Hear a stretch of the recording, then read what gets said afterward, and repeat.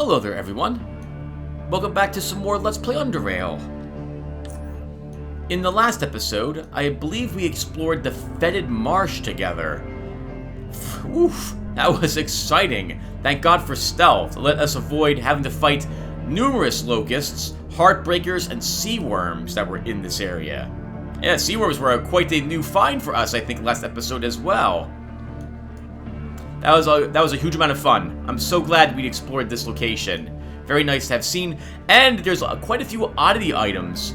Some of them unique, waiting for you in this location. Again, great thing to have discovered with Garrett.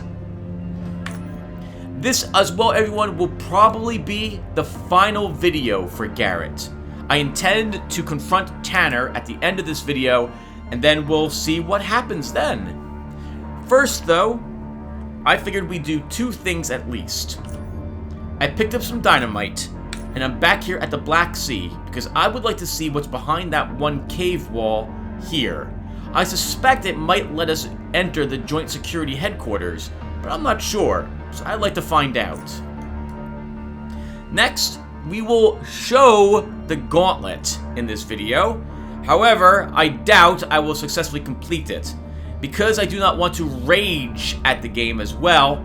After I die, let's say about 20 times, probably less than that, because I'm going to lose my patience way too earlier.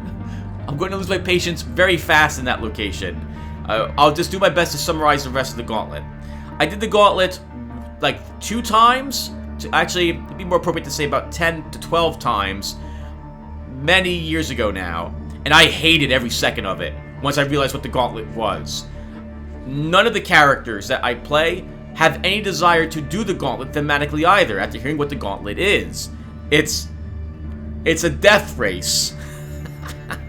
And because I cannot utilize my equipment in the Gauntlet, it becomes even that much more harder for us and penalizes me for having a certain type of character build. I'm getting ahead of ourselves. Let's get over there and see. Ooh, let's also make sure I brought enough batteries for this. We did. So we're going to head over here. So we got to go down 1, 2 spaces and then all the way to the north. Looking forward to seeing the ending of Garrett's adventure. It's been quite a lot of fun. Thank you all for watching and putting up with me for this video series. It took over a year, I think, or just about a year, hasn't it? Wow. Yeah. Today is November 2nd, 2019. And as of tomorrow, it will have been 1 year since I had the series of strokes, which put me into the hospital for a week. And I thought I'd never be able to live a normal life again. Wow, did I ever get lucky that I made a full recovery, can talk still, and move the right-hand side of my body. That was horrifying. I couldn't talk, couldn't even think. That was absolutely frightening. And it was a year ago. Well, tomorrow, as of tomorrow, it will have been a year ago. It's been a very interesting year as well, having all sorts of new problems pop up with me. I guess this is going to be a video where I talk about my personal life for a little bit, everyone. But now I suffer from anxiety, and I get panic attacks ever since that event occurred. It's extremely difficult for me to get some sleep. Because I wake up still with adrenaline and anxiety and worrying constantly about it happening again. I put on weight because it's difficult for me to go someplace given that I still get dizzy. So dizzy with vertigo ever since November 5th and 3rd of last year.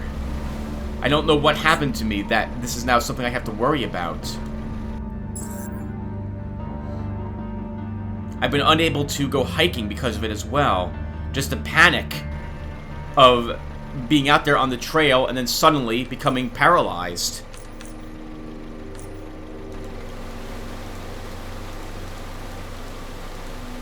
God, what a nightmare. Things have been calming down significantly for me since then, though. Within the past 2 months, I've been able to live an almost normal life again. Oh, hold on, Tim. That you wanted to go there. You were at the right spot. You wanted to go back here and make landfall past the two ladies.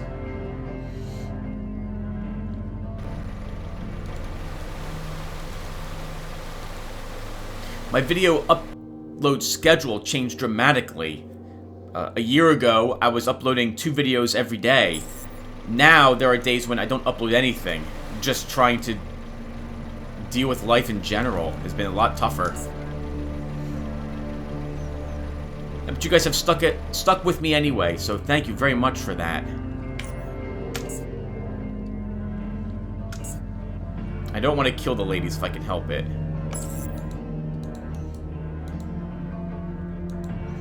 Alright, let's talk more about Underrail and less about Tim. So I still have to make the video series that, well actually there is a video series I want to make for Underrail. I haven't started the boot camp yet, and I have not made the video where I will be showing you guys the types of character builds I'd like to try for the next time I play through this game. My intention will be to do that probably over this weekend and get it uploaded early next week, the week of the 4th. Strike while the anvil's hot, I think is the appropriate thing to say for this, because I'm still super in the mood to play more Underrail. It's been very interesting as well, some of the new character builds I'm playing. I have almost 800 hours played for Underrail at the moment, and it's been a lot of fun. Quite a few hundred of those hours have been also very frustrating with some of the character builds that I've selected. Not because of the builds, so much as because of oddity mode. We'll go over oddity mode when I make my boot camp video. But, that has been so frustrating. So frustrating. Don't badmouth it, though, too much, Tim. There are probably some people who really like oddity mode. And to be fair, I like oddity mode very much. It's just, it's so much more difficult to win. Because of how it delays your character's leveling, it makes it significantly tougher for you to get through the game. Your character it feels like you're artificially being kept at a lower level. And it also requires quite a bit of luck for you to get all of the oddity items that you normally don't have to worry about here in classic mode. And you have to farm. And I have spent easily 20 hours farming creatures on my different characters to try to get oddity items to drop. Oh, it's so boring. So boring.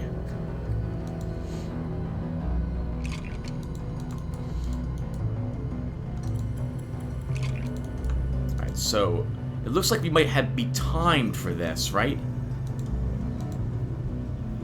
We were allowed to be here for a little while before we started getting those... Oh, here's a cave wall. Before we started getting those shadows showing up.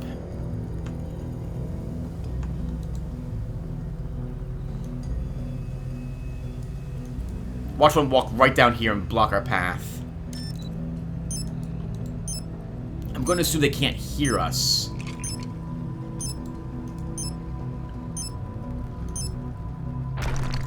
Alright, let's see what is in here. Ooh, hello. Wow, look at the symbol hanging there. Some high priest's area, I suppose.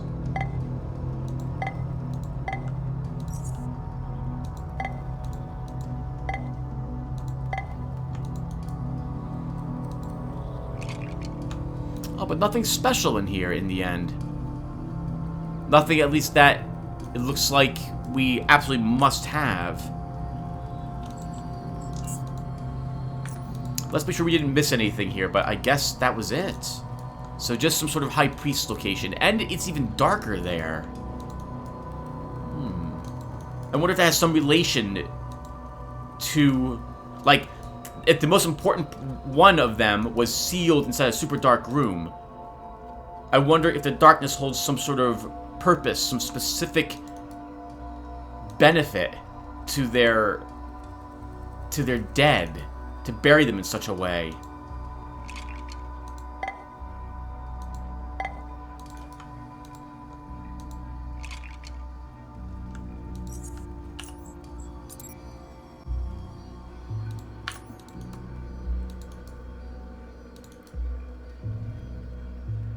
More hoist mechanisms. We don't have any way to interact with that, however.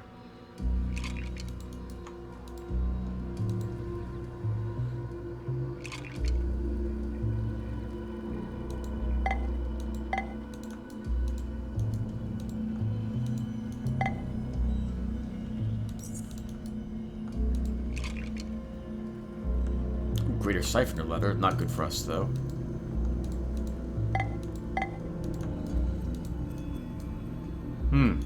Nothing here either. Alright, so that's... I guess that does it for us. Unless there's a... Oh, nope, we have this area over here, too.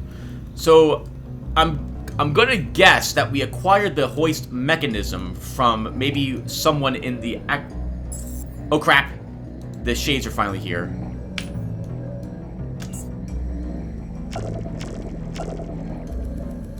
I still want to explore the rest of this, so we're gonna run into this location. It's more or less right behind us.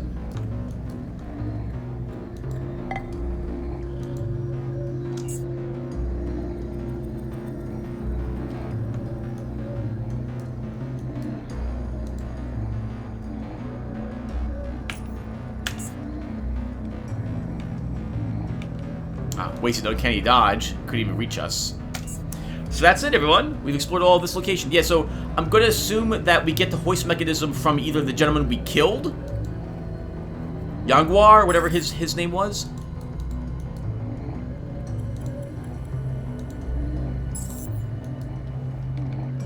or from someone inside the Sobrian cave itself, their city.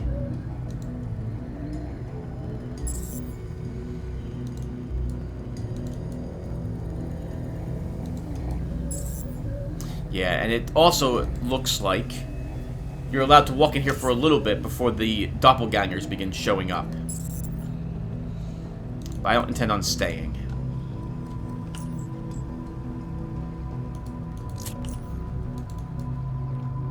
Thank goodness we're fast. God, that area would have been really freaking tough. We just had to sit there and take the hits from those creatures. The doppelgangers, that is. Alright, well, with that done, everyone, we're done with the Black Sea. There's still more to see here, but I don't want to kill all the pirates. I don't want to kill all the savages. We don't have a way to figure out what those hoist mechanisms, what we would be able to pull up out of the water from them, because we don't have the tool that's required. And Garrett has plenty of cash, and no real need to disturb these people more than we have already. I still like to think of not using him as a mass murderer, which is what we've been using him as for quite some time. I hate you girls. Alright, let's get out of here.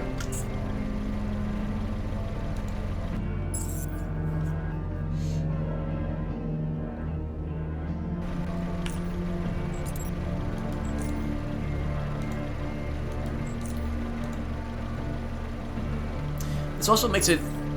also makes it what, Tim? Think of your words.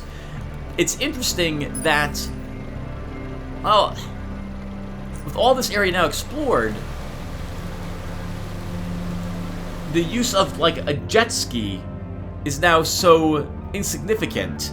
We've done everything we care to do here in the Black Sea. What am I trying to get at here? I was tempted to buy another jet ski, a better one, the torpedo in the end. But, well, with everything explored, our Aegis Incorporated jet ski is proven to be amazing in and of itself. We don't really need to spend all those charons.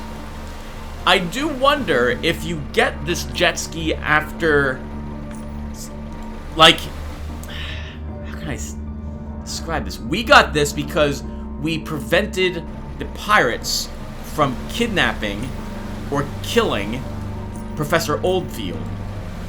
I wonder if you can get one of these if you don't do that. Like, if the pirates raid the base and kill or capture him, I guess either the expedition packs up and leaves at that point, or you have to go and, I guess, rescue the professor, if that's a thing you can do.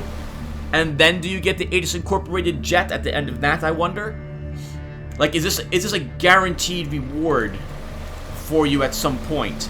Because if so, I don't see why I would ever want to purchase any other jet ski other than, I guess, the looks. But since the next expansion won't involve the Black Sea, I feel like there's, like, we probably won't see the use of the jet skis anymore. I guess you could take this instead of taking the trains around down in the Underrail to get from city to city. But I don't... How expensive is a single fusion cell? Because if it's not 25 charons or less, it's cheaper to take the trains. And it's definitely faster real-life time to take the trains rather than go over on the boat. But for thematic reasons, I can see people at least saying that I want to take my time and just jet ski around.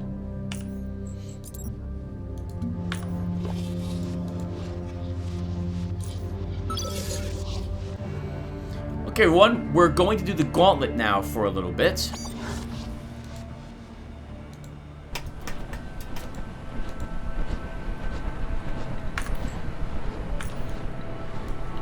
But I will save it. Actually, I have a save already, right? Oh, nah, we'll resave it. So before I record this episode, I saved it right at the Gauntlet and then changed my mind. I wanted to do the Gauntlet first and then go back to the Black Sea, but I figured, oh, it'd probably be best just to do it in the other way. Since we're back here, we can immediately decide to go and visit Tanner instead of doing the Gauntlet if I so desire. Now we might be able to do the Gauntlet with Garrett given his high stealth, but it's gonna be tricky to do the Gauntlet. So the way the Gauntlet works, if I recall correctly, is that you have to get through, I think it's 6 randomly generated, well, randomly picked obstacle courses. You want to get through each of them. So you start at an elevator exit, and then you have to find the next elevator. The rooms you can get are randomly chosen from a pool of rooms. Some are significantly more difficult and frustrating than others. Some of them, I believe the internet would recommend that you simply reload and retry the Gauntlet again because you got a really unlucky room and it's extraordinarily difficult to get through and very frustrating, and you might lose because you got that room. You see, when we start the Gauntlet, we will be in competition with 2 other runners. Whoever gets through the rooms first, makes it to the very final area, and is able to pull the lever, will then kill anyone else that was running in the Gauntlet at that time, and claim victory. To my knowledge, the other Gauntlet runners do not fail their obstacle courses ever, so you are on a timer to get down to the bottom and win. Be much more realistic, I think, if we could watch these runners do their jobs, because I guarantee they would die. Would die horribly trying to do it, and then we could take our time. But alas, that probably will not happen. All right. Well, anyway, let's start the Gauntlet. We'll talk about it more as we're in it. Let's also save here. My recommendation, by the way, for you in the Gauntlet is save a special save slot before you go into the Gauntlet, and make sure you do not save over it. Because if the Gauntlet beats you, you want to be able to not ever have stepped into it. You stop in front of a long counter, its front side as filthy as the ground you are standing on, and look at the woman behind it. The accented lines of her face spell fatigue from every possible angle, and after a noticeable delay, she introduces herself with a confused stare, which gets squeezed out by her heavy eyelids, after which a verbal reintroduction ensues, at least as soon as she manages to summon the appropriate words. What? I mean, good day, and how may I help you? What is this place? What does it look like? I'm sorry, what I wanted to say was, this is the entrance to the Gauntlet. All runners apply here, and stuff like that. I'm sorry, I haven't slept in a... Never mind. Are you here to, apply? Yeah, I want to apply for the Gauntlet. Fatigued eyes have trouble inspecting the person in front of her. You. Eventually, she does manage to process who you actually are. Invictus! I'm sorry, I didn't recognize you there. Yes, you can apply. It's very rare for an Invictus to actually come here to apply personally. Let me just, 1 second. She goes through several papers. Damn it. Here it is. I'm sure the Invictus, you knows how a run through the Gauntlet works, but let's go through that again. Okay. She takes the paper, she looks at the paper in her hand. Why did I take this? I don't need this. He throws the paper away. Yeah, the run. It goes like this. The Gauntlet itself is composed of multiple rooms connected by elevators, with each room containing a different challenge. Some have deadly creatures, some have traps, some have both, and stuff like that. The elevator system brings runners to randomly selected rooms, so neither the runners nor the viewers know which room comes next. Also, to my recollection, the runners do not ever encounter each other in any of the rooms except for the final challenge room, where I think it's possible. That's the fun part, right? Anyway, the objective is to go through all those rooms and get to the end before the other runners do, and stuff like that. Also, you can't use your own gear. You get to pick from the lockers at the start what you want to use. You can use what you find during your run, though. Oh yeah, the more time you spend in one room, the more difficult the next ones will become. But, in some rooms you can find keys, which you can also use during the final stretch, the final room, to unlock doors which enable you to use shortcuts to the end. So it's up to you to choose the way you want to run the Gauntlet. And that's it. You get to the end, pull the lever, other runners die, you live. If someone else gets there first, that someone lives and you die. So do you have any more questions, or are you ready to start? We only need one more runner. I'm ready to start. Good. The other two runners are ready, and stuff like that. She stares at a spot on the wall for several seconds. Yeah, sorry. Please wait for the broadcast to be set up and you can start. You also need to turn in all your gear. Once you're past the gate, you can get your runner's suit and choose from a selection of weapons before you can use the elevator. Once you're done, come see me about the reward and your stuff, yeah. Now, we don't even get to wear the runner's suit to start. And we have to actually go into this room and pick from our lockers. The other runners, to my knowledge, do not have that problem. They get at least their suits to start, which is going to delay us by several seconds.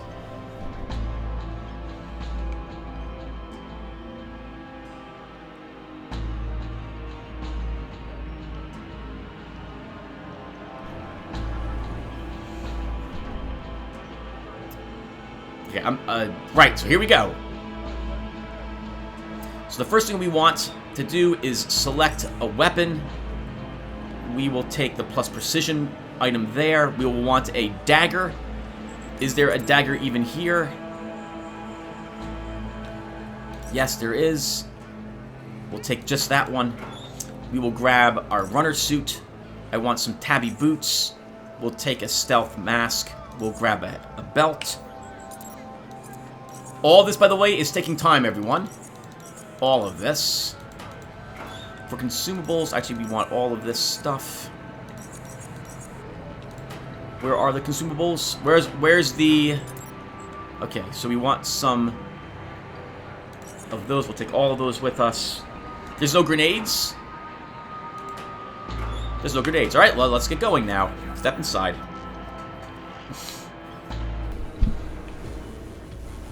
Okay, everyone. Hello.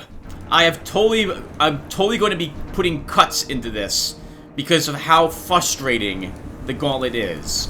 So here we are in our first room. And this looks like we are going to... So, every room is different. Every room is different. Every room will take a considerable amount of time to get through.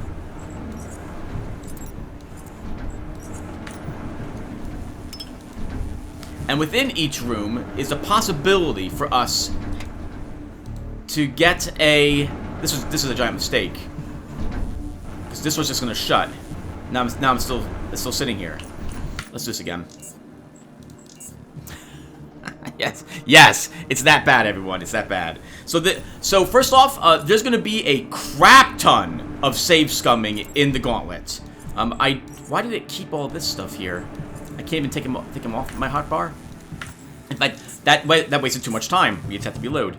So the longer you take, the more likely you are to simply die outright, as a different runner reaches the spot at the very end of the Gauntlet and is able to pull the lever and kill you.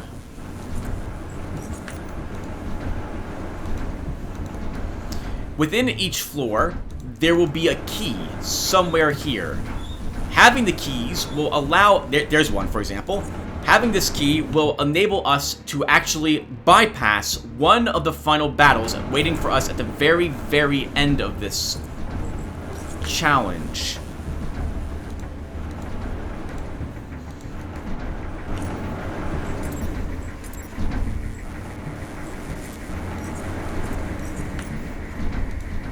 Nope, this is a mistake, Tim. You have to wait here. You have to wait here now. It took too long. So, right. So, in between the time that you saw me walk down here and now, I have, I reloaded the game when I realized that, oh crap, I left some actual decent grenades back in the lockers. So, and we wanted them.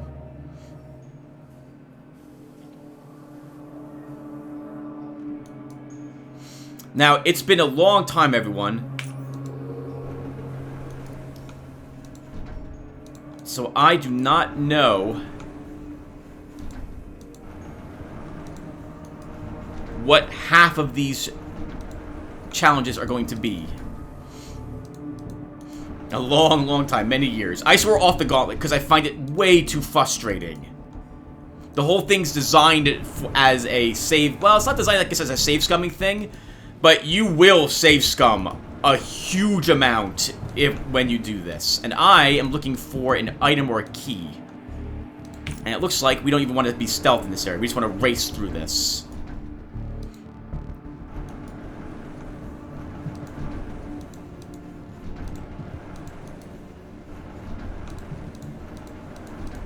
Come on, Garrett. Hurry, hurry.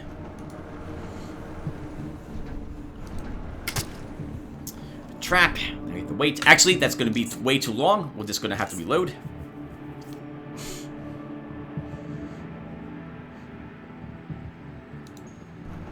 Actually, that way looked like it was a dead end, so we'll check. Actually, let's go around the corners here. Is there a locker? Was there a locker in this? Nope, too late, Tim. Too late. You're wasting time.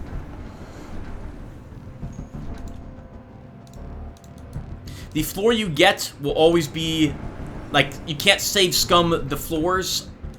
The floor you can't... We obviously got the same floor. We could not reload and try to get a different floor. This is the floor we are going to need to do here. But the floor layout shouldn't change. So we should be able to figure out where the elevator is and save scum to get to it quickly, if need be. This probably doesn't lead to the elevator, but I want to check it for a shelf. Nothing in there.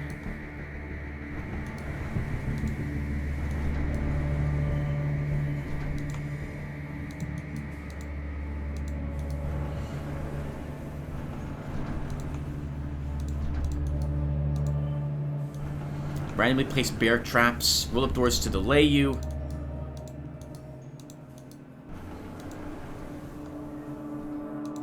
So, as I believe I mentioned it, but to my knowledge, the other contestants do not actually fight anything.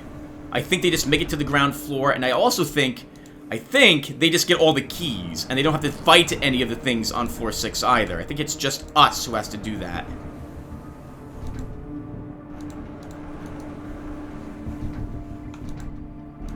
Oh, this was a dead end. So we'll keep this at the moment. I will reload it. I just want to see where the elevator is.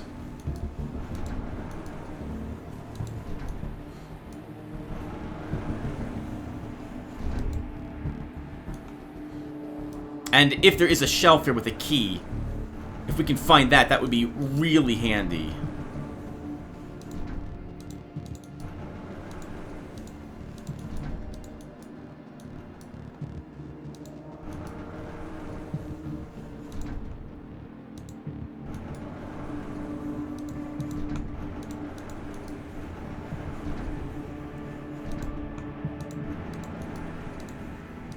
So there's the elevator. Let's check this really quick. I just want to see if there's something in here that will have a key. If we do a little more exploring.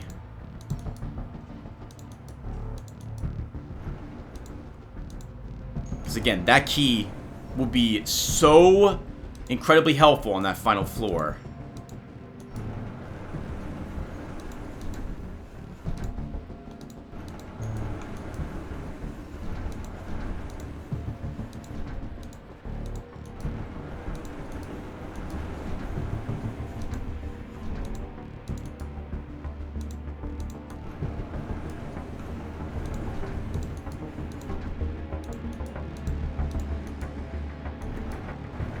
Holy crap, this is a... So there are multiple ways to reach the place that we had seen, the elevator.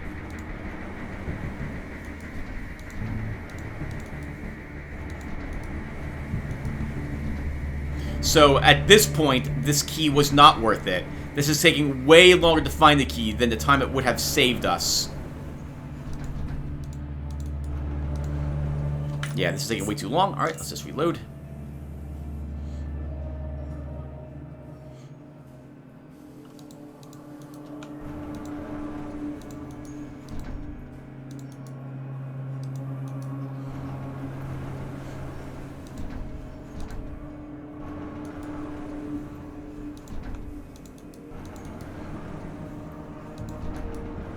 It would be neat if all the runners were had to do the same. Well, no, because if you had to do the same rooms, it would immediately become a bloodbath.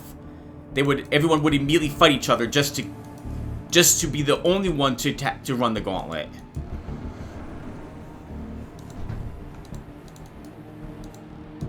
Ooh, I was lucky we missed that bear trap, Tim.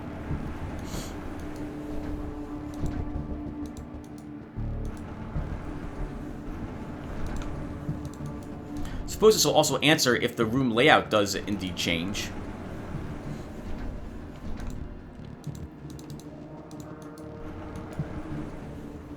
It does change, because we have a bear trap now right in front of us here, and we did not have one last time. Interesting. Or at least the trap locations change. But maybe where the way down doesn't, and the maze is still always the same.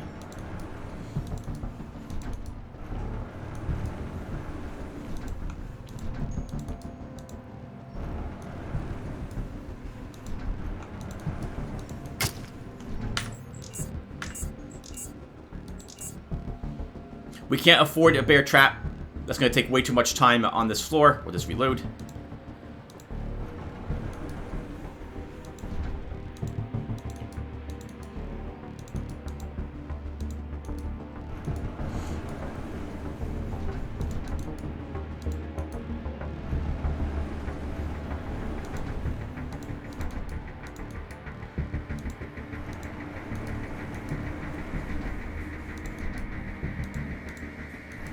If I see a bear trap in front of the door, I'm just going to choose a different door to try.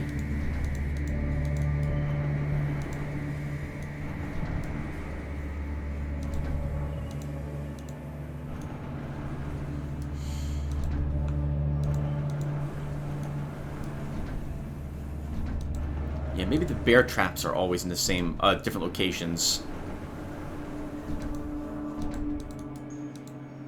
If the Gauntlet was a lot of rooms like, well, no, I would still find this frustrating. given that I do think the AI doesn't have to worry about the same things that you have to worry about.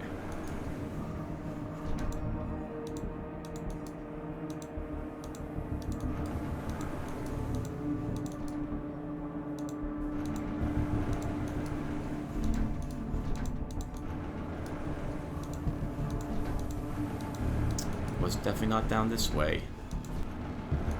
I think, anyway.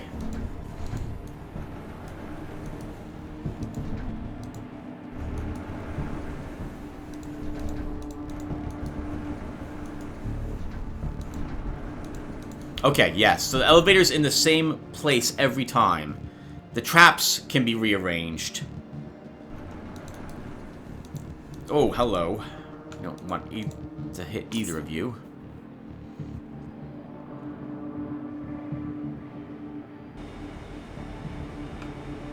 That's going to be bad. This hints that there's side beetles around. Nice, we got another key.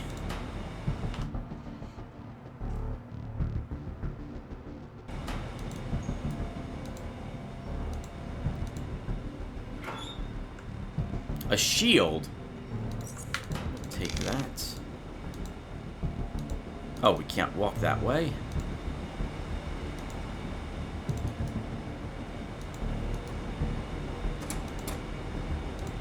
Stealth was extremely handy there.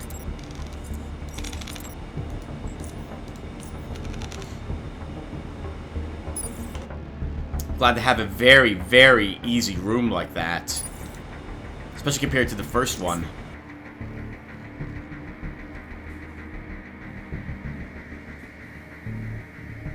I'm not cursing nearly as much as I thought I was going to curse in this, everyone.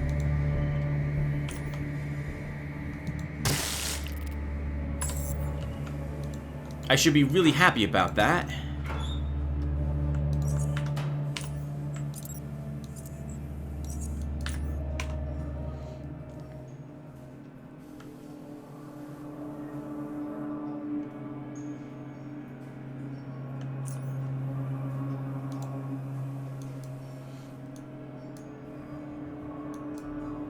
There's probably burrowers behind all of these.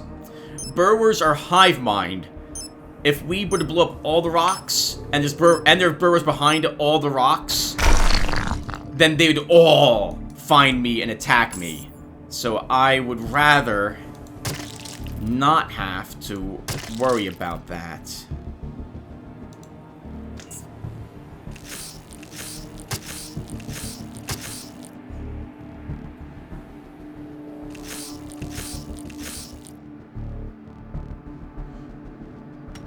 Oh, yep, so, yep, these ones know where we are because the spawns know where we were.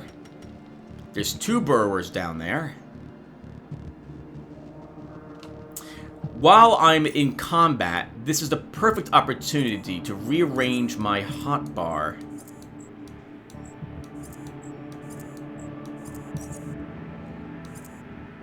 Since time has paused, why did I take a hacksaw?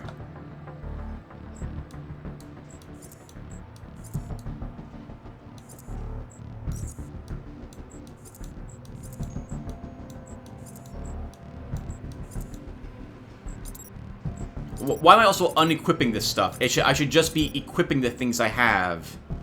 Because I'm just going to re-put everything on the bar again once I'm done with the Gauntlet, assuming we actually can win.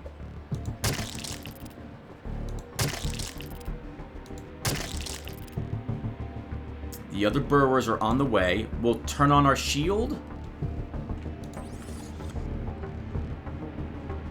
Actually, no, we need to charge. We can't waste time. The shield will absorb the burrower's spines. One of the most useful things you can have against burrower is a shield. As long as it's standing, you won't have to worry about them, or shouldn't have to worry about them at all.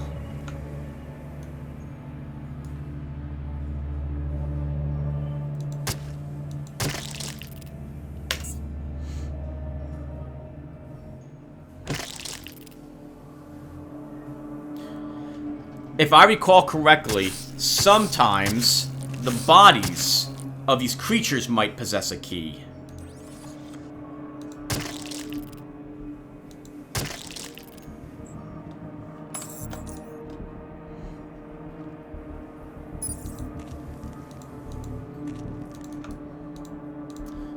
Not. We'll check the doors for a key.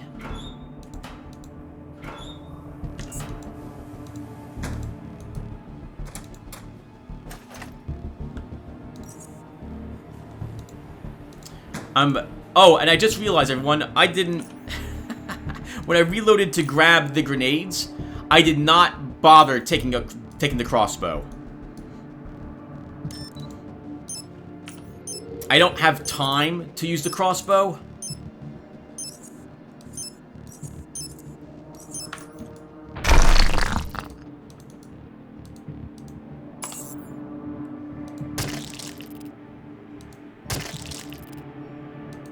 I don't know why I'm even stealthing. Stealth is useless against these. There's going to be too many of them. I'd rather just kill them. Even though this is adding a lot of time to us.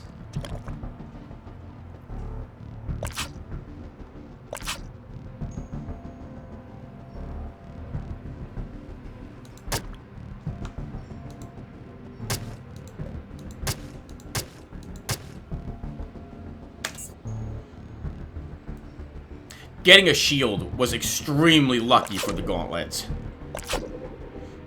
I cannot stress how lucky that was. We also got through that first room extremely quickly. That was I don't know if I mentioned it, that was the room that caused me to just rage quit. As well, because I reloaded so many times. I think I'm a little numb, honestly. When it comes to the Gauntlet, because of how much... because I'm just expecting to reload all the time.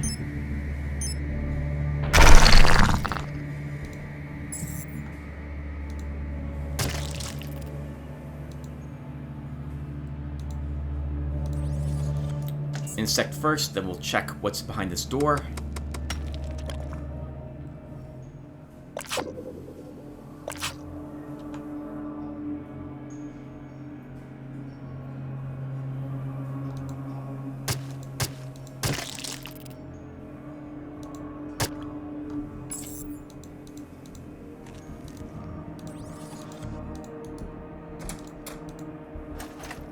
No key. Traps will take too long to set up. We're just going to ignore those.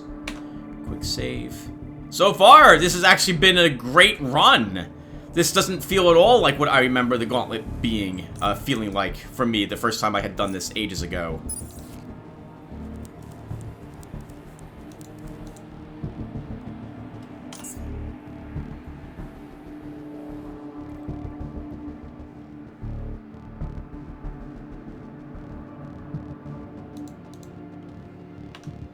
No time to waste. Run for your life.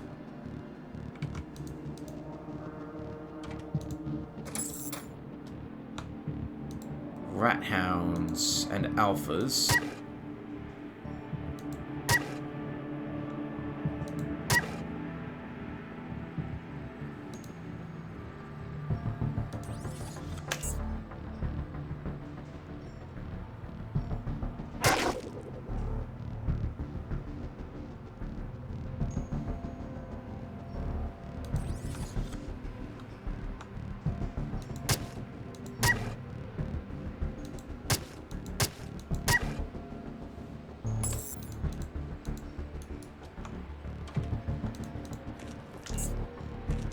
Key must be in a body.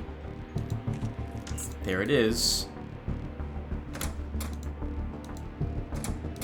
That's... Oh! We're in the final room, everyone. This must be it.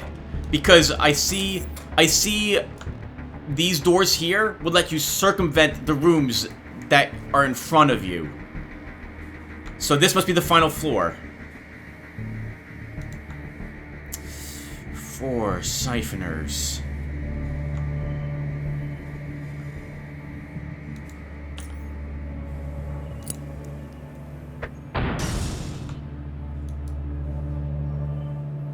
Not do that much damage to them. This will take a while to chew through this room.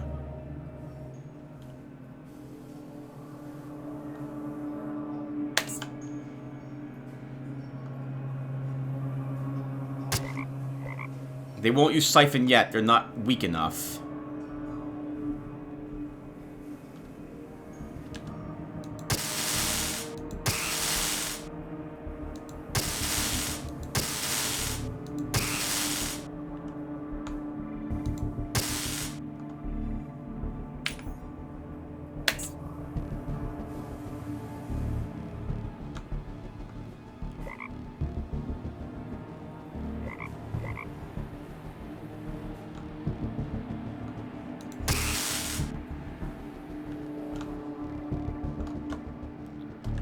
While we're in combat, we'll recharge, because that will save us time outside of combat.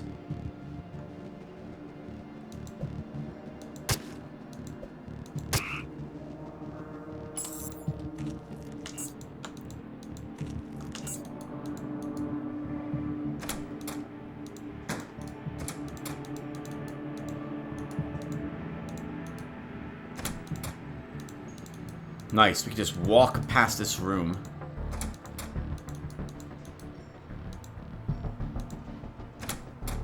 And the other room, well, those two keys were really handy.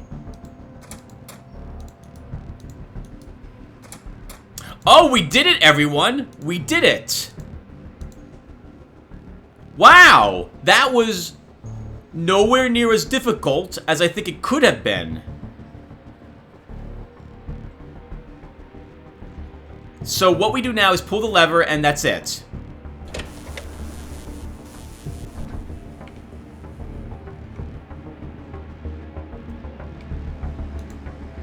The lightning will go out, find the other runners, wherever they are on the floors, and kill them. And that's it. Wow, that was... Why did I make it seem like this was going to be god-awful? Well, to be fair, I reloaded the game and went back and got some better grenades, in particular some MK2s. I didn't even use them in the battle. I should have used these on those siphoners. What else was there? I guess I saved Scum. I saved Scum the hell out of the maze room. And the first room too, when we died, or when I could tell that we weren't going to make it. But I think I don't know. I think you have to do it for the Gauntlet. Let's see what this was worth to us.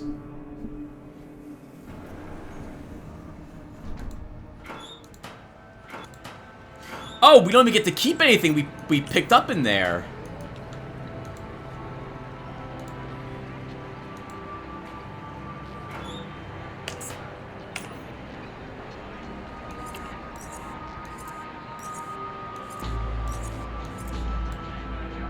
Well, I made it seem like it was extraordinarily easy, but I do not think it is extraordinarily easy to do the Gauntlet. I think we got lucky with at least the one side beetle room being as easy as it was.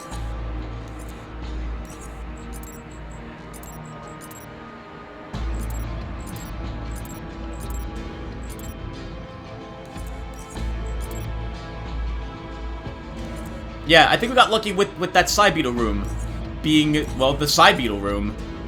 That was very simple to get past. I guess all of them would have aggroed on us as well. And what did this do? Oh, that helped us a little bit too, I think. The critical damage bonus, at least.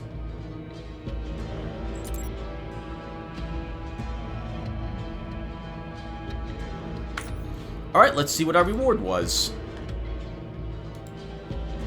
Andrea stands there with her eyes closed, but quickly opens them wide as you come near. I'm awake! I'm awake! I was stressing my eyes. What do you need? I came to collect my reward. Yeah, congratulations, she yawns. That was a good run. Here's your money. 2,000 as promised. She gives you 2,000 Stygian coins. All of your stealth is in the middle locker behind me, there. She points at the locker, but also doesn't at the same time. More like she swings her arm in the general direction of the locker. You're one of the rare ones who get to take their money. A short delay ensues. What I meant was, have a nice day. Why don't you get some rest? Do you think I don't want to? What I meant was, I wish, oh, how I wish. I long, I yearned for a warm bed. One that will embrace me tightly, love me, caress me, and let me sleep for 7 days straight, and make the fatigue, the blurred vision, all that go away. But I can't. Not now. It's a long story. So long, get some rest. What if I could? She yawns and waves at you. Bye. So, that's my first ever success at the Gauntlet. 2,000 Charons, for the rooms we did at least, seemed pretty much worth it. We didn't struggle too much. I think you have to go into the Gauntlet realizing that you're probably gonna die. Why is everything red? It's like it doesn't remember where all my stuff is.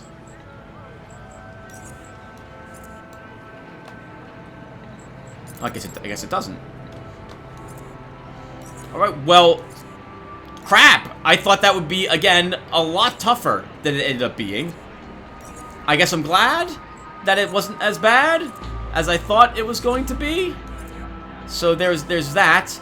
My thoughts about the Gauntlet still are that I dislike it. I especially think I dislike it because it makes some of your builds kind of useless. Some of the rooms, we're not stealthing through the burr or blow up rock room. Stealth, it wasn't going to be helpful to us in the room with all the electrical currents running along the treads and the doors that open shut. Stealth didn't help us in the maze room whatsoever. Not that you expect everything, all your skills to help you at all times. That's why there's different challenges.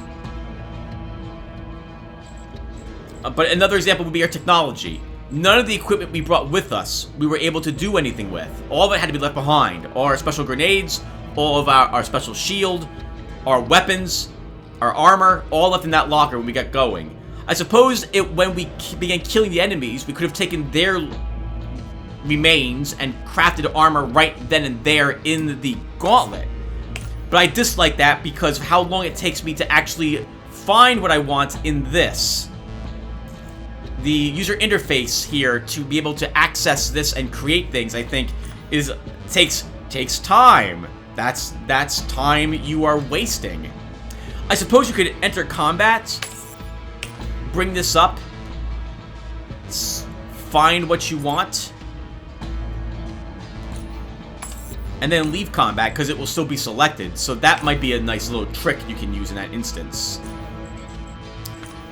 We also got 5,000 experience points, so I think that's worth 5 oddity, 3 or 5 oddity points.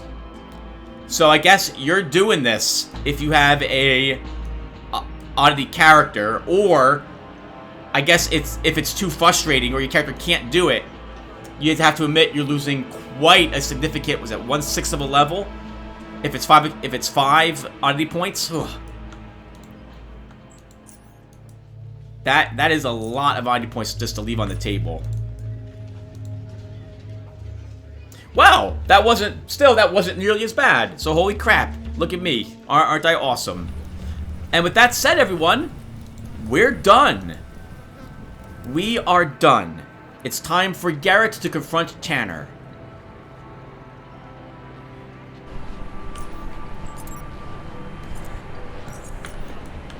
I guess, and after we confront Tanner, watch any credits and etc., I'll put a little review on what I thought of Garrett's build and why I chose the things I chose as we were leveling.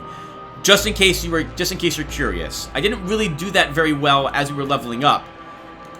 But I think if you actually create your own Garrett based on what you saw me play, which I'm aware a few people on the Underrail forums, at least I think 2, had linked like, hey, I saw someone using this build, what do you guys think? And the internet's like, that's a terrible build. But we've won. We beat normal mode Underrail. So, on the off chance someone has actually watched the entire playlist and was curious about the build and maybe other choices I could have made, again, at the end of the credits, or whatever rolls here for Underrail, we'll talk about Garrett then. And he doesn't have any new inventory. I suppose, while I'm here, right before, in case there's a battle against Tanner, let's craft a better shield. And before I go back, then, we should check Harlan and or this merchant. just to make sure that they're not selling a better plasma core. 132 is still very nice. If I could get a 150-something plasma core, that would be even better.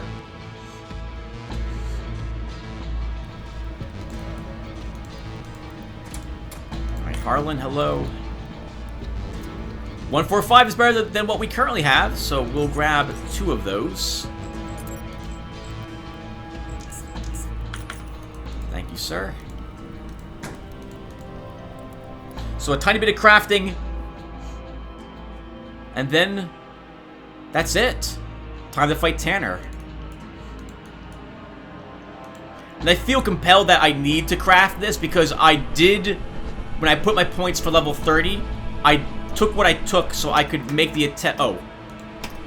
I could make the attempt to craft. I don't know if I have underpie at home, but I guess we'll find out very soon.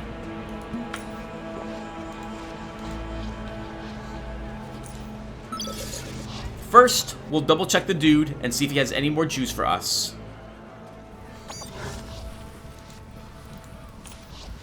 He does not.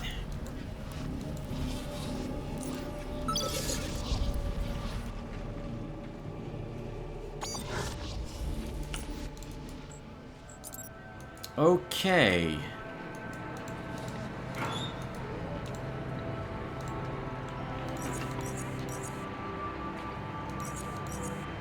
Zestone, we should hold on to those.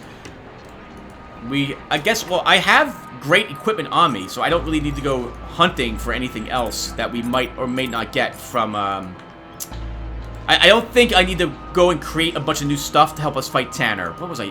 Why do I talk sometimes? So, first, let's make sure we grab everything I need to create this shield. I suppose while we're here, we can also look to create a better stealth field. Oh! I should also look for a better modulator. Harlan might sell one of those.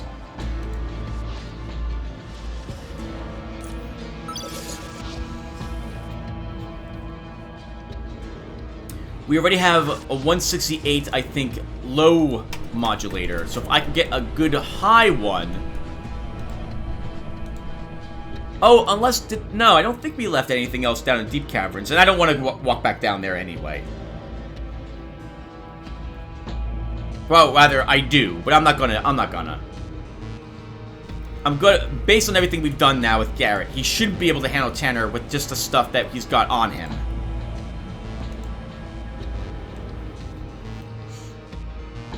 I don't even know if I trust 6 to be telling us the truth about Tanner. Tanner might very well be the good guy, and 6 might be the bad guy. And it just so happens that we need to kill Chort anyway. Yeah, I don't know. Tanner's not done anything that we've seen that's been evil.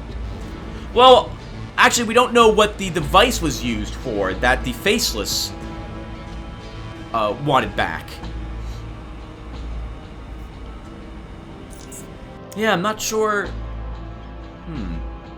Other than it belonged... Well, okay, I guess if what 6 said was true and Tanner did have a group steal that device, that in itself might mean that he was planning whatever that was going to be used for. He might have been up to nefarious ends.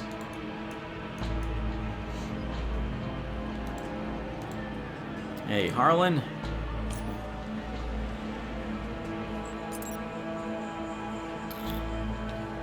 He is selling only a single high frequency at 133. I think I have equal or better in my stash.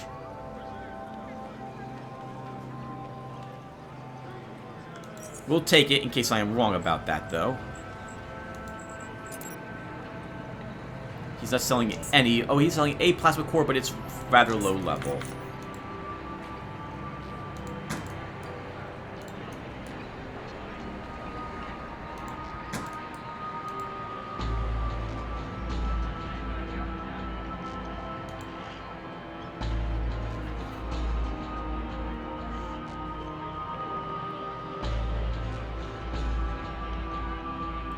Oh, where am I going? We're going to take an elevator back to our house. We will craft our stuff. And then that's it. That's it for Garrett. We might dust him off if they ever release any new content for the base game, but we'll also be playing a new character. So we can probably see the content with that new character rather than with Garrett.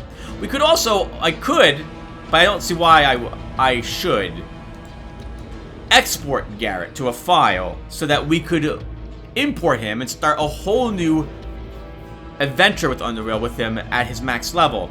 But it's not going to do anything for us. All the low level content would still be low level. We could see some new stuff, but again, I plan to play through the game again with another character, so we'll see it all with that character instead. Level 89 only. Very low quality modulators.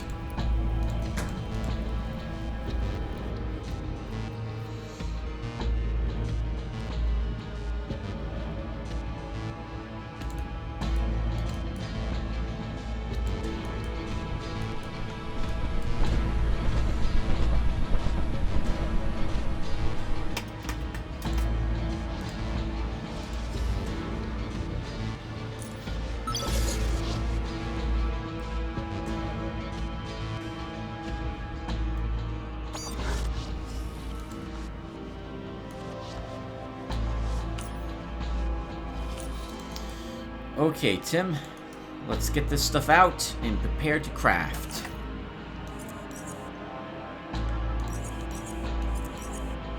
Shield? What shield do we have here? Well, yep, this is better. 133 high modulator. We have no high modulators here. We will grab the 168 low. 160 energy converter. And we'll need one shield base.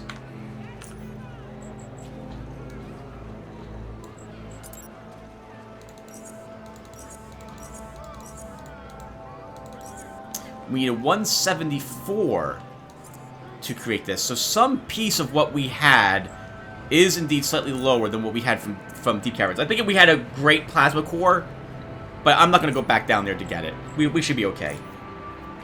Our current electronics is 161. Okay. Oh, can we at least craft the stealth field? Or cloaking device, sorry.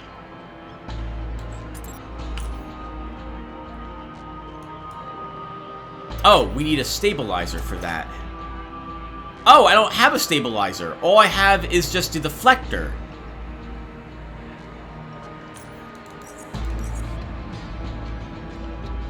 I probably should check to make... Well, I don't need it, I suppose. Not as much as the shield. I'm willing to save time. How about, Tim, you save the game? And that way, you can always have the option to do this again, in case you did need the Hyper Cerebrix. Also, I probably should have chosen Hyper Cerebrix as a drug reward instead of these iron guts when I gave the cigarette to the doctor. I didn't realize that we would not be finding more of it, though I should have guessed that would be the case. There it is. Alright. Let's first off drink more of this. Oh, nope, that was a mistake because I want under pie.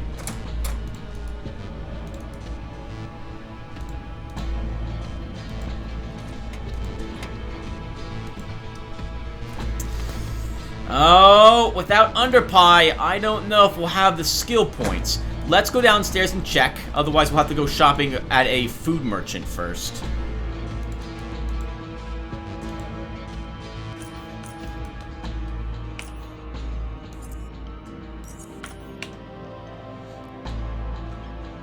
Alright, everyone. It's shield time. Let's go ahead and try this.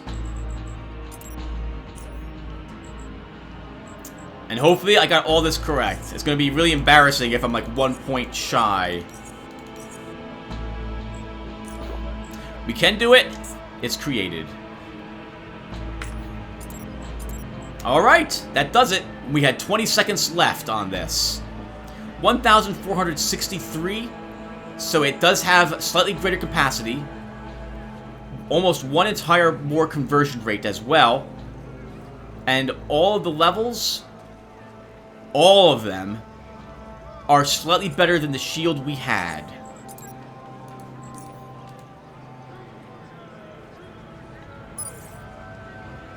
$20,287. 18,612. Alright. Well, I guess we're done, everyone. Let's go ahead and visit Tanner.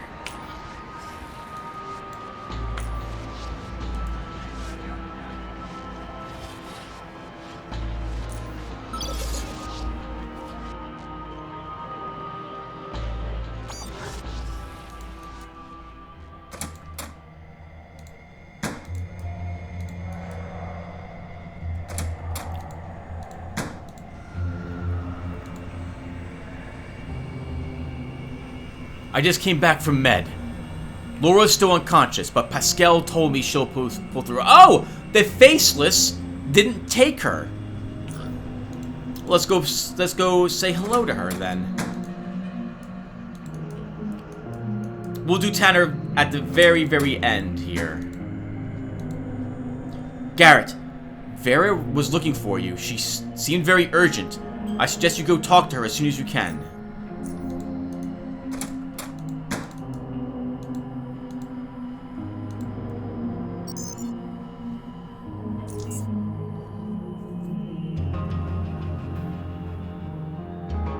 Oh, I wonder if she has something to say about the Protectorate. Oh, this is not the medical. This is my old abode.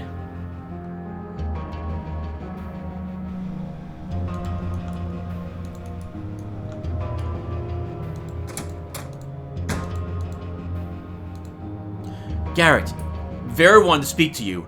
She asked me and nearly everyone else to tell you to go to her office should I see you. It's urgent. How's Laura holding up?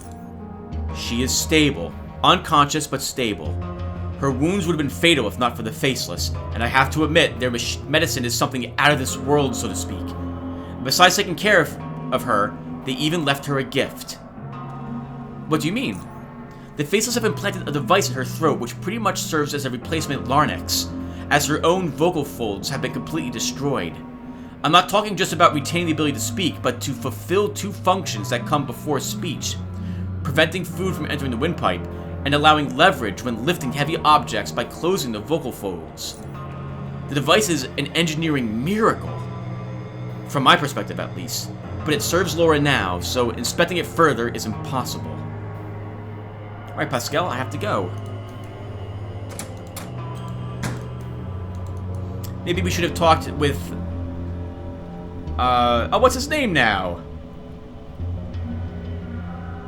Gorski. But too late. We'll visit everyone, let everyone tell us to see Vera, but I want to see Tanner first.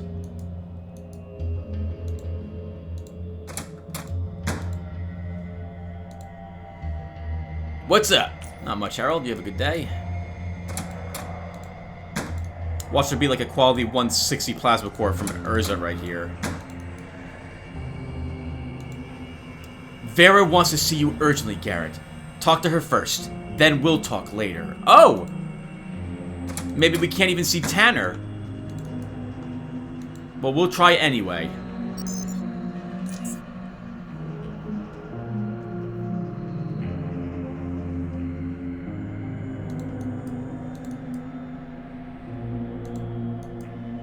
Alright, we're as ready as we're gonna be.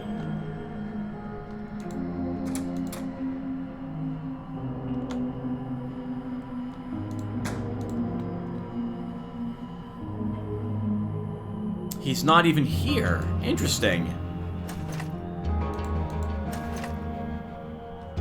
I guess this gives me an excuse to see what type of equipment he had inside his room the entire time.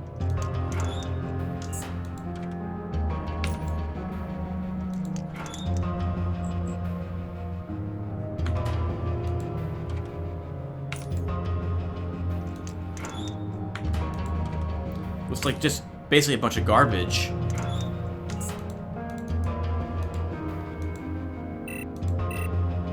hacking 0. I don't think I have any hacking devices on me, though. We do. Alright, let's give this a try.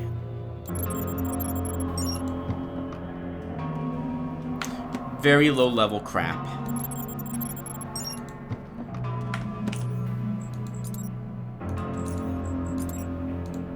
That's a waste, and don't do that. Nothing! Alright! Nothing in his place at all. Not even any hints as to where he might be. Does he have a room? I guess we'll see Vera next. So, she was at the administration.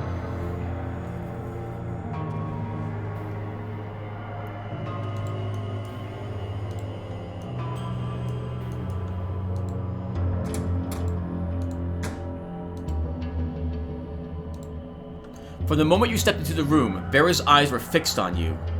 However, you are aware that the worried look is not only due to your lengthy absence. Garrett, I'm so glad that you are alive. After we heard Protectorate forces were moving toward the Institute of Chort and not hearing from you for so long, we became really worried.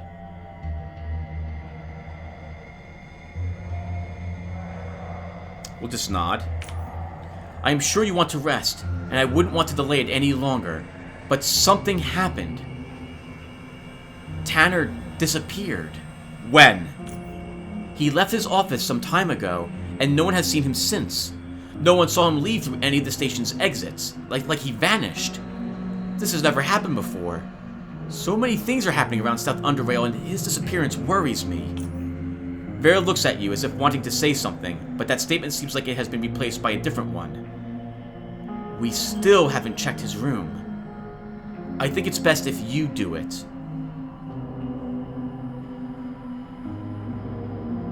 No problem, Vera. I will do it.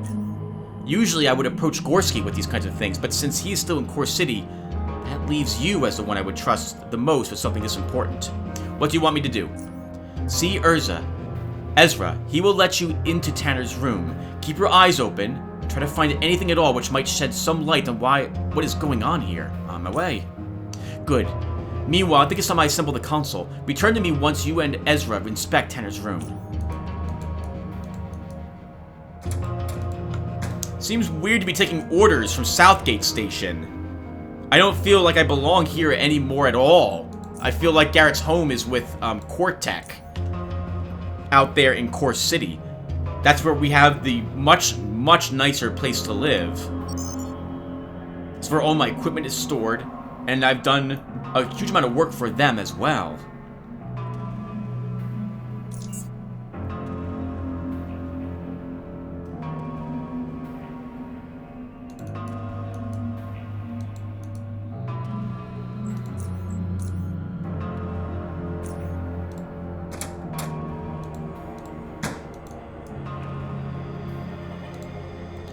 Ezra looks at you with his one good eye and speaks in his usual calm and even fashion.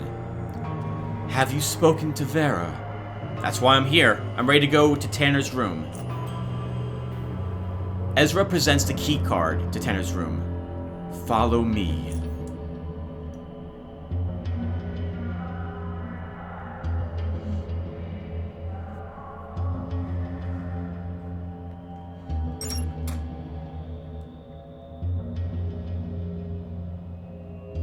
There. I will wait here while you inspect Tanner's room. You do that. I'm going to take a look inside. And be cautious. Just in case. I will.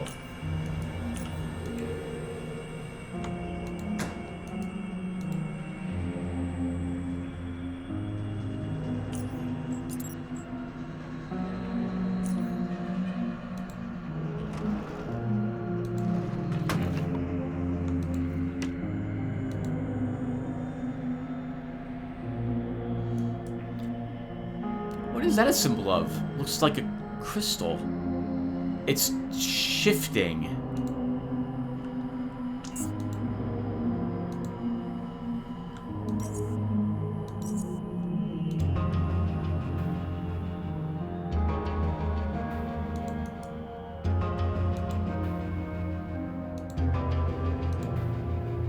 You stare at the odd picture in front of you.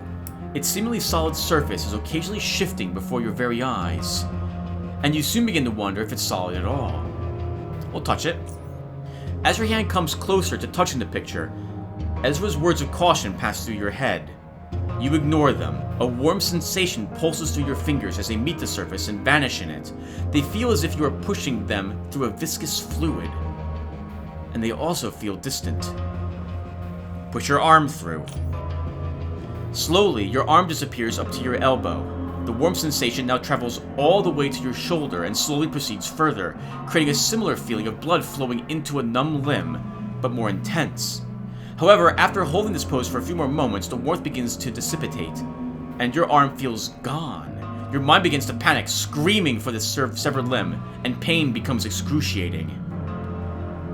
Pull your arm out. You frantically yank your arm out and inspect it. It still remains attached to your relief, and it bears no signs of damage. In an instant, the warm feeling is gone, and so is the pain.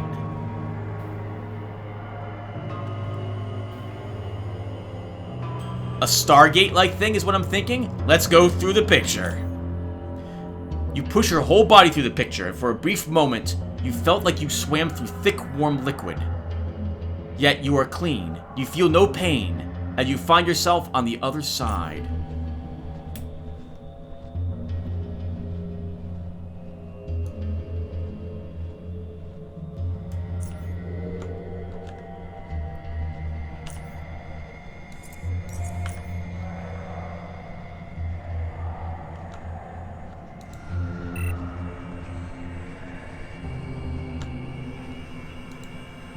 You see fragments of what appears to be a realistic human face mask. Six is telling the truth, apparently. Then, Tanner was not actually what he looked like. He wasn't a human. I guess he would be like whatever Six is. Judging by its positioning, this could be some sort of console, but you have no idea how it would function, since it has no obvious displays or controls. This must be, I guess, where he really sleeps. Or slept.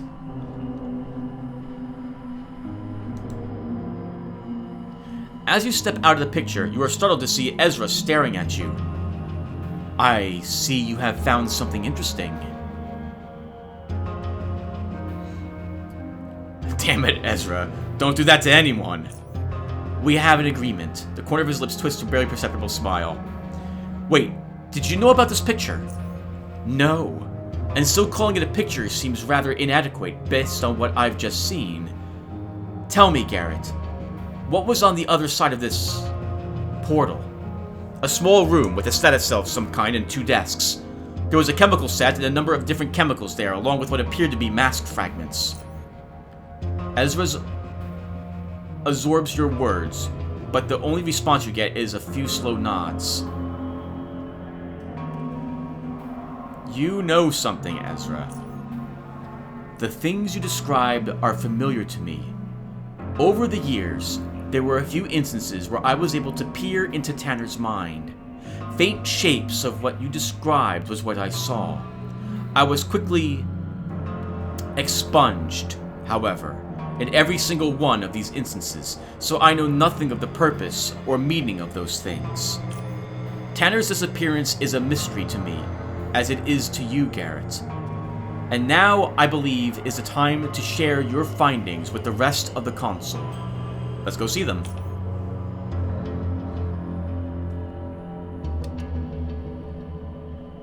As you were describing what you saw in Tanner's room, you could clearly make out expressions of growing astonishment on the council members' faces.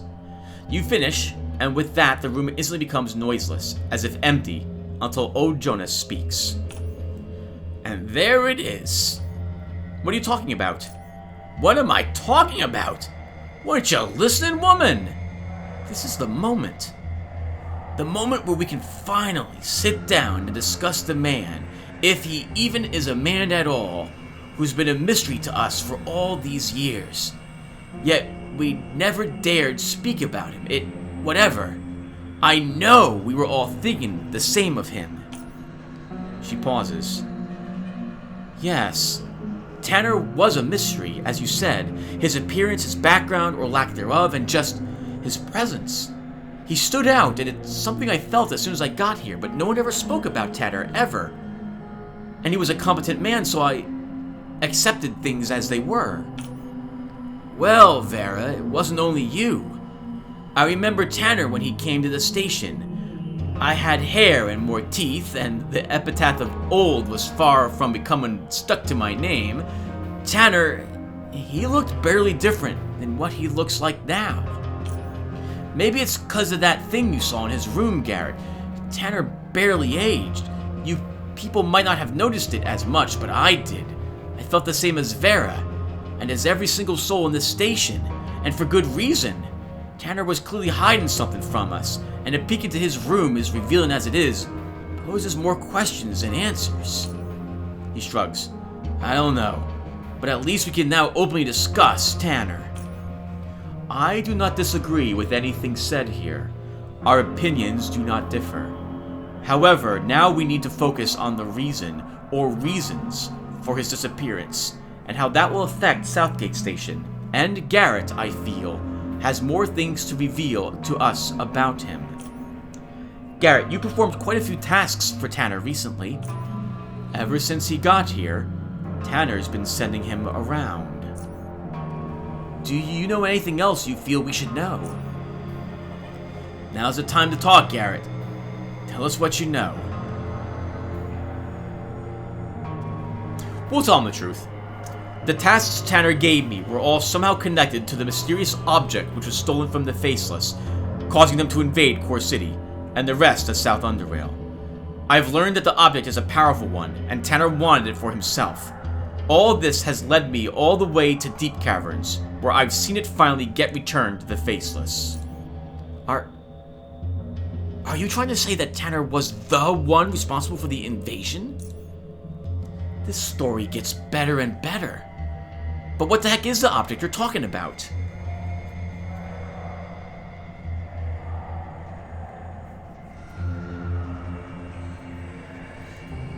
I don't know what it does, but I have seen it. It's a polyhedron made of some unknown material. It had strange markings and what appeared to be sockets of some kind. Incredible. Tanner must have needed that device so badly he was willing to risk an all-out war with the Faceless. There is, however, the question of how he was able to steal it from the Faceless in the first place. Someone did it for him. I found Laura Baker in Deep Caverns, and she explained to me that Tanner sent her and Terry to pick up this object from some man. He must have been connected in some way to the theft, if not having done it himself. However, the earthquake prevented the Bakers from returning to Southgate Station, and so did a gang which called itself the Acid Hunters. They killed Terry, wounded Laura, and took the item from them. The Faceless returned Laura. I forgot to tell you all this in the rush. She is resting right now. In any case, you mentioned you went all the way down to Deep Caverns. Tell us how it happened. After the Acid Hunters took it from Laura and Terry, it finally ended up in Cortex Research Facility, from which it was stolen by Tortists. After infiltrating their institute, the Faceless attacked, but the object had already been sent down into Deep Caverns, so I had no option but to follow it. Better and better. Would you stop that, Jonas?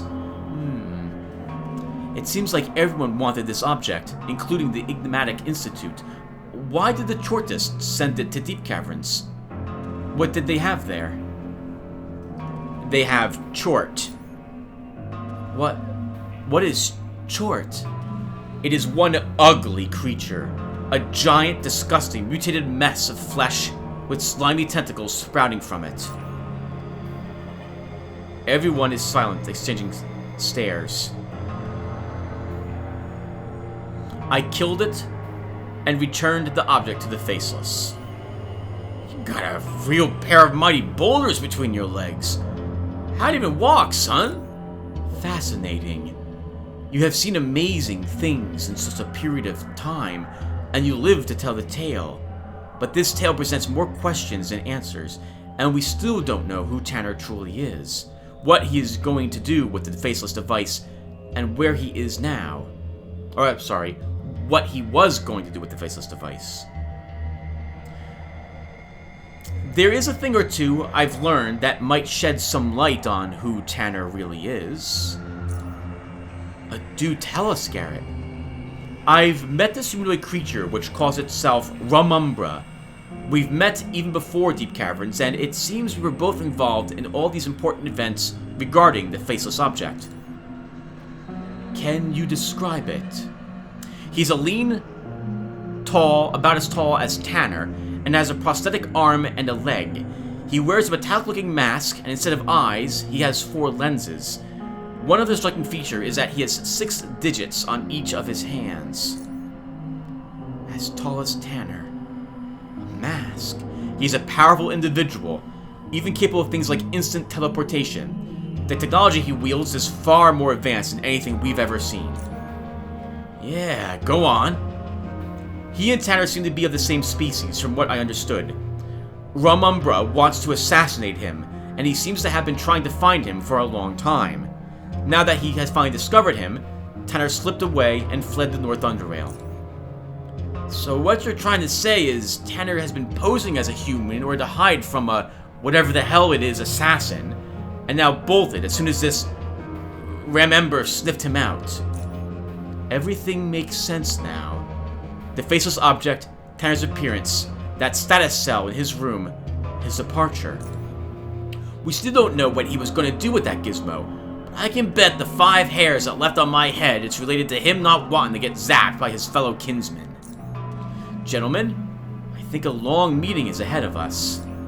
Thank you for everything, Garrett. The rest of us have a long discussion ahead. You, on the other hand, might want to get some rest. Some good rest. You've done more than enough. Afterwards, you should come to my office. I will.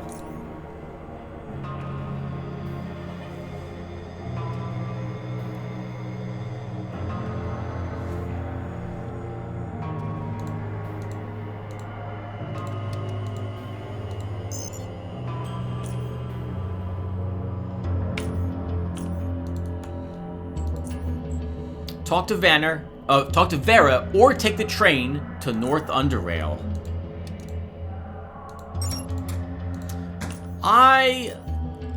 I guess we're gonna get a choice? I mean, well, yes, we are gonna get a choice. 1 second, everyone. I'm gonna look this up online really quick.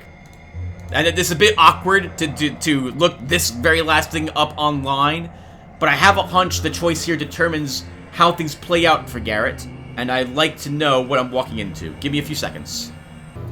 Okay, everyone, it looks like we take the train to North Underrail, and the game assumes that Garrett went out to hunt down Tanner. We talk to Vera, and we will become one of the leaders of Southgate Station.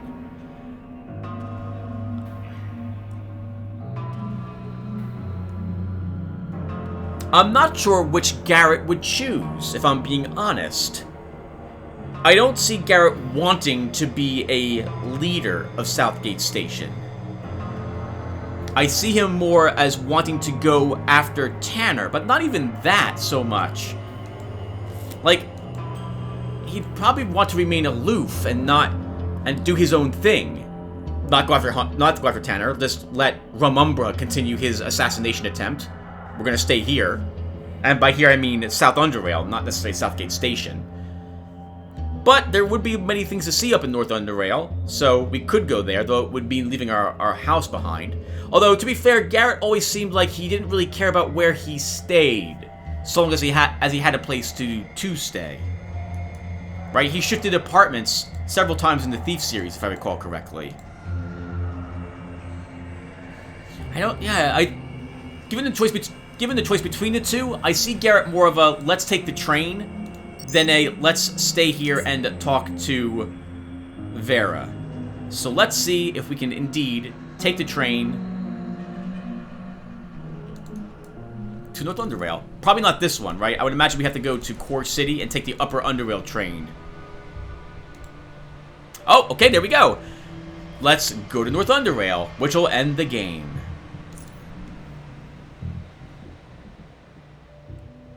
As before, and during the Faceless blockade, it was still business as usual in Junkyard.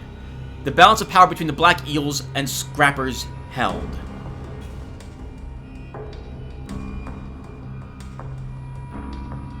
Protectorate, however, was forced to evacuate the premises after the drones took control of the station above. Yes! Suck it, Protectorate! Having been bombed from above constantly and having little in the way of resupplying and reinforcing their position, they eventually struck a deal with the eels and evacuated through the waterways. What? No, we wiped out every single member of the... Well, there might have been one Protectorate left, but otherwise we wiped them out. This finally put an end to the Protectorate's idea of being able to integrate the far south into their territory anytime soon.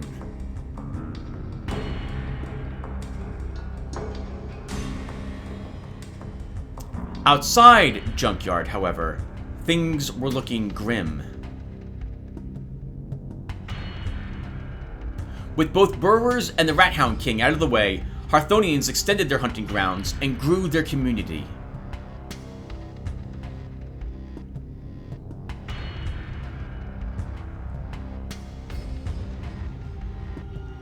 Though you took care of their faceless problem, rail crossings troubles had only just begun. Since they lost too many people during the faceless attack, they had to seek help from the Protectorate. However, the train carrying their aid never arrived.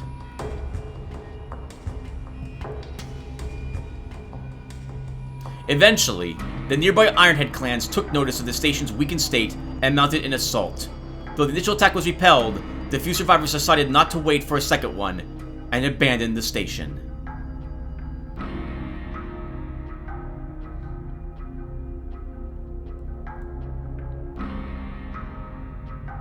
Some headed for Southgate Station, and some headed for Core City, but the bulk of the community, led by Herb, stuck together and has been said to have settled somewhere to the north.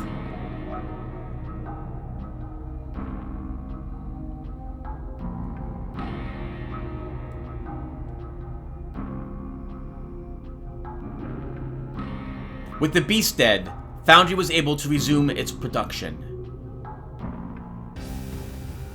Though economically prosperous and safe from outside threats, the city continued to suffer the same health hazards. I wonder if there's a way to actually fix that problem. Life in Core City went on as before. Caged by the city's high concrete walls and mesmerized by violent entertainment, workers, merchants, bandits, zoners all struggled onward, while Oglyarchs played their shadowy games.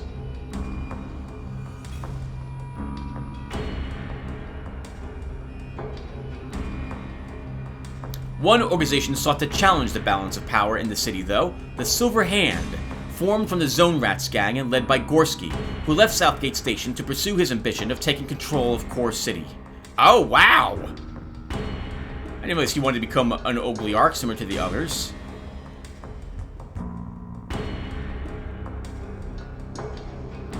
Though met with fierce opposition from the established Oglyarchs, the organization still survived and, due to enjoying the general support of zoners and other poor inhabitants of the city, managed to carve out a small piece of Core City for itself. Well, having another player there would help keep the balance, I suppose.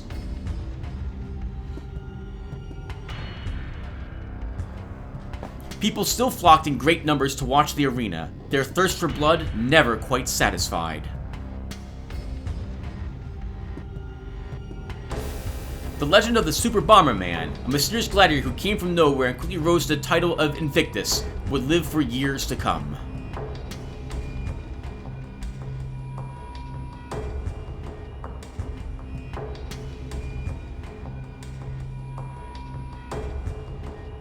With the destruction of EPD Lab, the loss of South Underrail Station, and finally the evacuation of Junkyard Embassy, the Protectorate suffered devastating setbacks and was in the end forced to abandon their plans to take control of South Underrail, at least for the time being. Good God!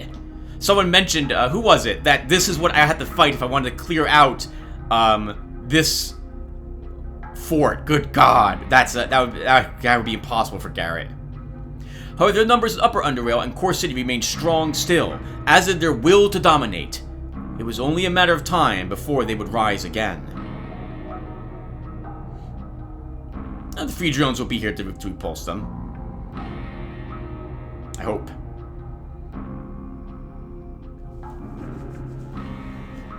The enormous success of free drones in pushing the Protectorate out to the far south took everyone by surprise. No one dared to hope that such a small cell could accomplish such a great task. Yeah, free drones. Awesome. Helping what I consider to be the good guys. Of course, the Protectorate would consider themselves to be good guys, so wonder how different that would be. But this just goes to prove the old proverb that it's not about the size of the rat in the fight, but the size of the fight in the rat. I like that.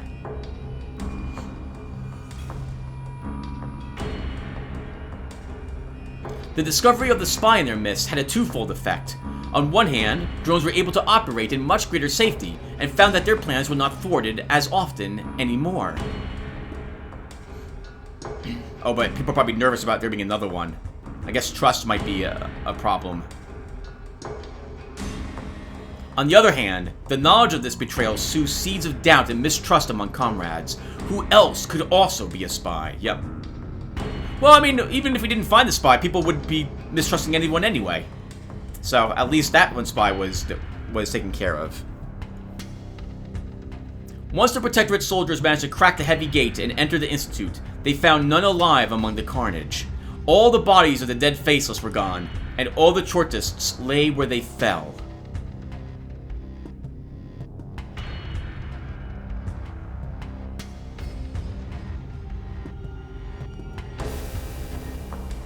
Except for one. Aiden's body was never found. Finally, killing Harmos Starvos left the remaining Rassiforce in disarray. After Chort was destroyed, they were swarmed by the rampaging Chortlings and slaughtered to the last.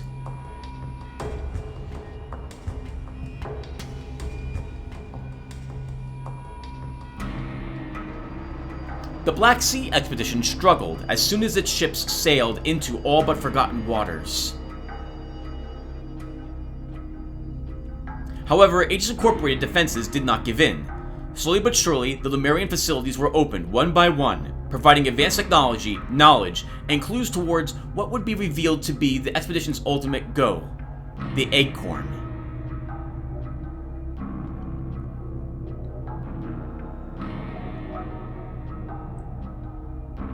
After its acquisition, it was time to leave, and all surviving personnel managed to leave the Black Sea safely and for good.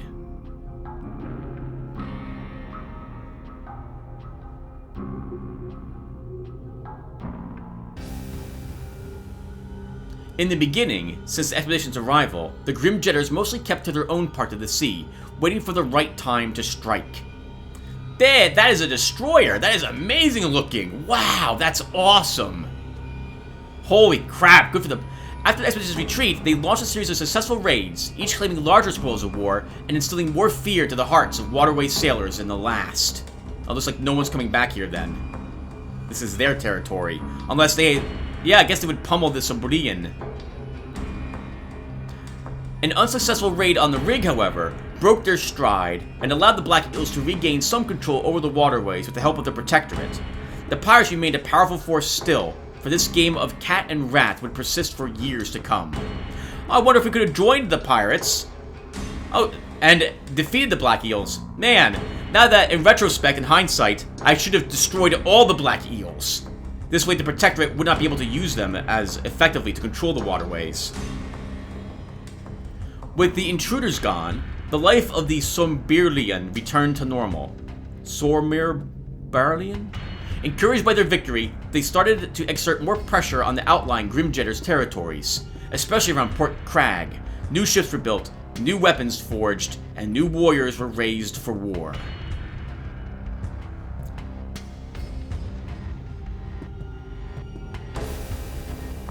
But the glowing canine not only marked a spot which they never went beyond, but one they never even dared approach.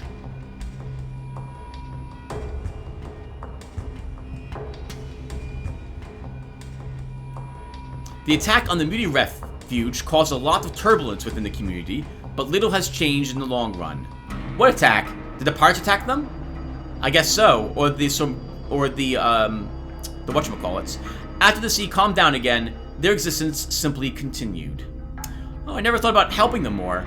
The recent events had little impact on the small Muti community. As turbulent as they were, their existence simply continued.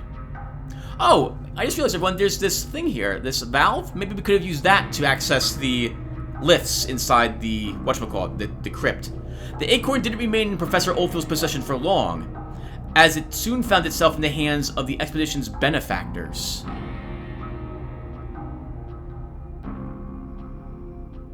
Its whereabouts after that remains unknown.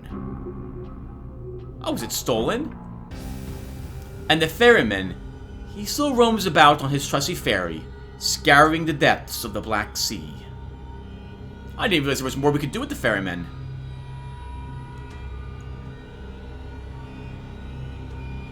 Todd became something of an attraction ever since he first appeared in the camp, but in this he became a subject of scientific study, despite Professor Oldfield's protests. Ah, that sucks. Poor Todd.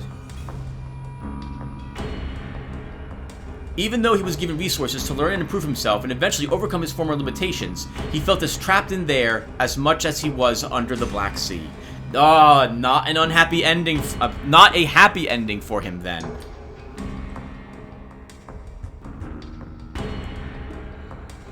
His progress and abilities were underestimated, though, and so he seized his moment and made a daring escape. In his room, the staff found many drawings of a single family.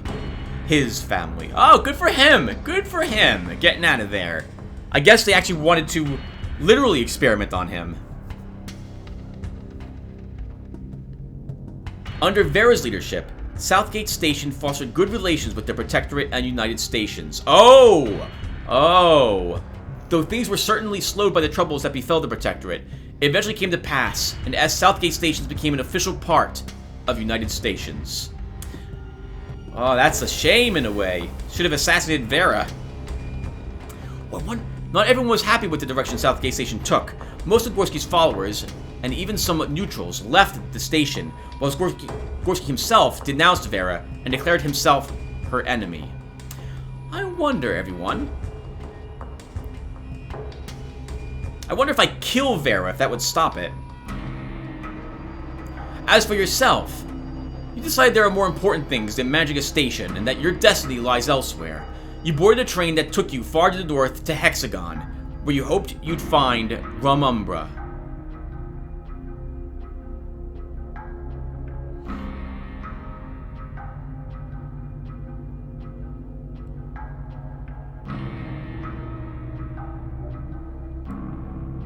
Having retrieved their precious artifact, the Faceless retreated back into the depths from which they came.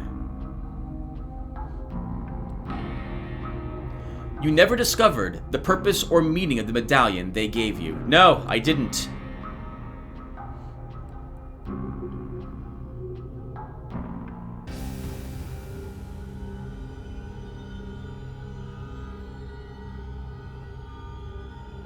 Alright, everyone. I'm gonna let the... Actually, I'll let the credits play. And down below in the comments section, I'll have a link, just in case you want to skip to where I talk more about... Oh, or, no, we don't need it. That was it. Right, small team. Alright, I'm going to take a break to eat some lunch. And when I come back, we'll talk about Underrail for a while. And we'll talk about Garrett. I'll see you guys in a few seconds if you want to hang around. Otherwise, obviously, thank you guys for watching, and I'll see you all in the next video or game I play, assuming you want to watch them. Take care, everyone. Or not, or I'll see you in a few seconds.